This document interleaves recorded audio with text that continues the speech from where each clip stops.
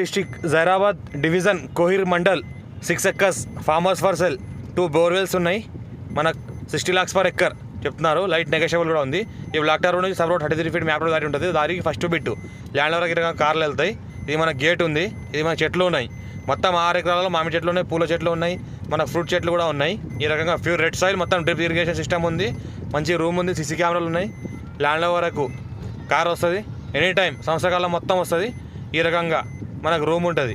ఇలా ఈ రూమ్లో సీసీ కెమెరా, మనకు టీవీ ఇవి అన్నీ ఉన్నాయి, కనెక్టివిటీ.